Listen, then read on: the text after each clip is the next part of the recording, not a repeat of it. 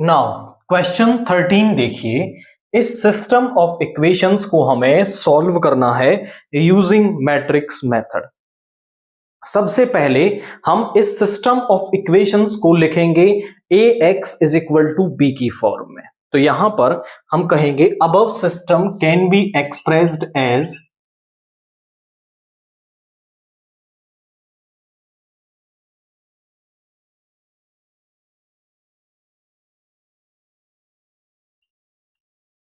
ax is equal to B.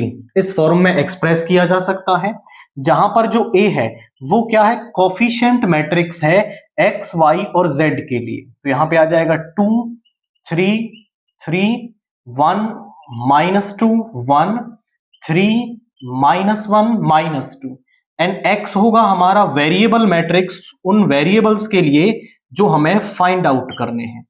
And यहां पर जो b है वो हमारा होगा कांस्टेंट मैट्रिक्स, जो ये कांस्टेंट यहां पर दे रखे हैं 5 -4 3।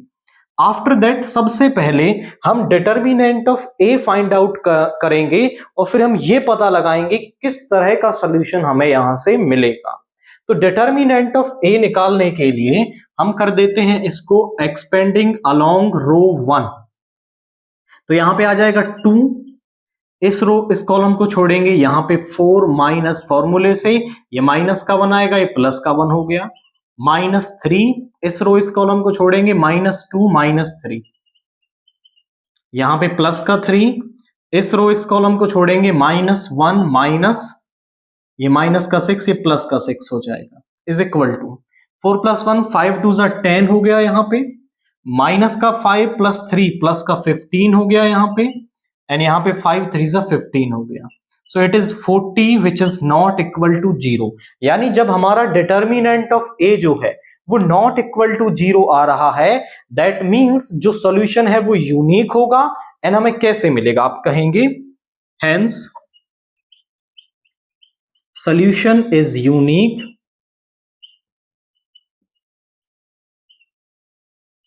एंड गिवन बाय, कहां रखने से मिलेगा, x is equal to a inverse b, यहां रखने से हमें सोल्यूशन मिल जाएगा। या फिर इसे आप ऐसा कह सकते हैं, x is equal to a inverse को कैसे फाइंड आउट करते हैं, 1 upon determinant of a into adjoint of a into में b, यहां रखने से आपको सोल्यूशन मिल जाएगा। तो मतलब हमें नीड होगी किसकी, एडजॉइंट ऑफ a की।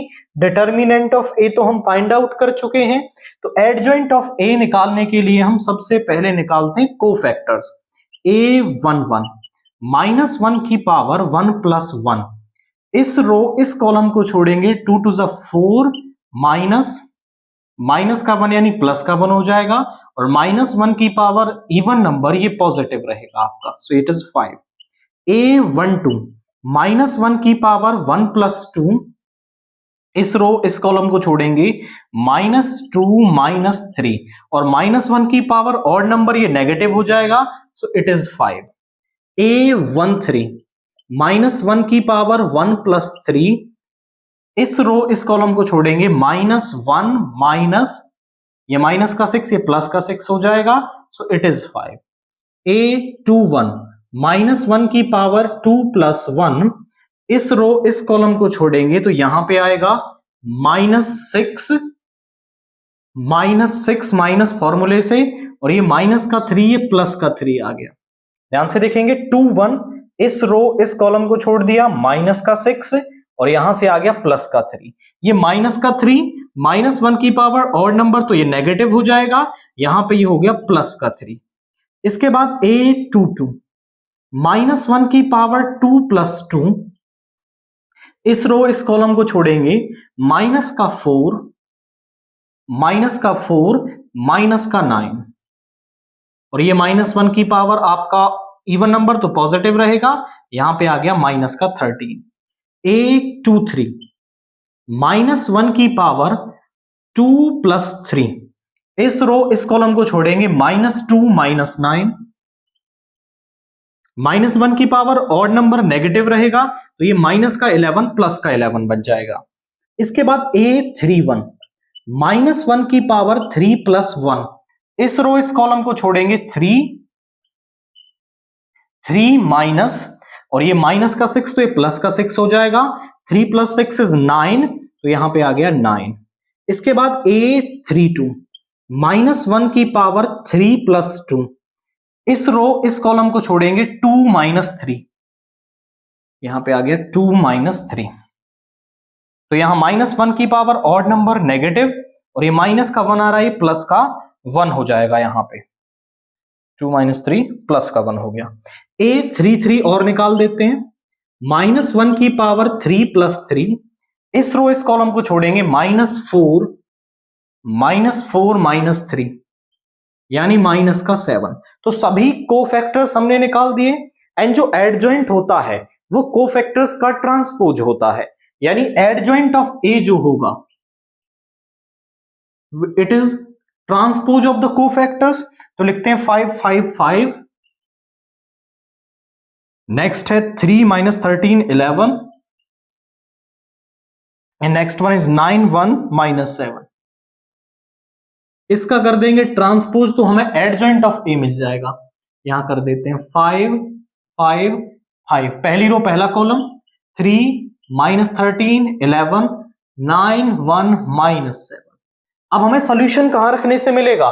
x = 1 determinant of a into में एडजॉइंट ऑफ a इनटू में b, सभी की वैल्यू रखते हैं यहां पे।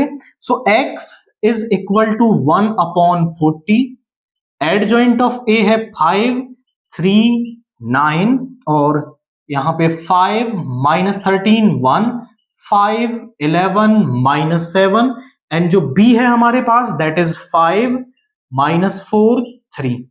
मल्टीप्लाई कर लेते हैं इसको, यहां पे आ जाएगा 1/40 पहली रो की पहले कॉलम से, 5 5 = 25 -12 और प्लस का 27। अब सेकंड रो की 5 5 = 25 प्लस का 52 एंड प्लस का 3। यहां 5 5 = 25 माइनस का 44 एंड माइनस का 21। तो यहां पे कितना आ रहा है 1/40। देखिए यहां पे कितना आ जाएगा 27 - 12 हो जाएगा आपका 15, एंड 25 + 15 = 40, एंड यहां पे 55 + 5 = 60, यहां पे आ गया 80, यहां पे हो गया 45 65 माइनस का 65 हो गया 25 माइनस का 65, दैट इज 25 माइनस का 65 इज माइनस का 40। अब जब 40 से इसे आप डिवाइड करेंगे तो 40 से डिवाइड करने पे क्या आएगा जरा देखिए, यहां पे 1, यहां 2, यहां माइनस का 1, इक्वल किसके है ये x क्या है आपका x y z, और यहां पर है आपका 1 2 -1। तो ये हमें अब दो मैट्रिक्स इक्वल है, तो हम कह सकते हैं कि उनके जो कॉरस्पॉन्डिंग एलिमेंट्स है वो इक्वल होंगे। तो यहां से जो x है वो 1 होगा, y होगा 2, एंड z जो है वो होगा -1। तो यहां से हमें x y और z की जो वैल्यू है वो मिल गई है। किया किस तरह से है हमने, पहले उसे ax = b की फॉर्म में एक्सप्रेस किया, डिटर्मिनेंट ऑफ a निकाला, नॉट इक्वल टू 0 था तो यहां रखने से हमें सोल्यूशन मिल रहा था, आप यहां भी रखोगे तो भी सोल्यूशन मिल जाएगा।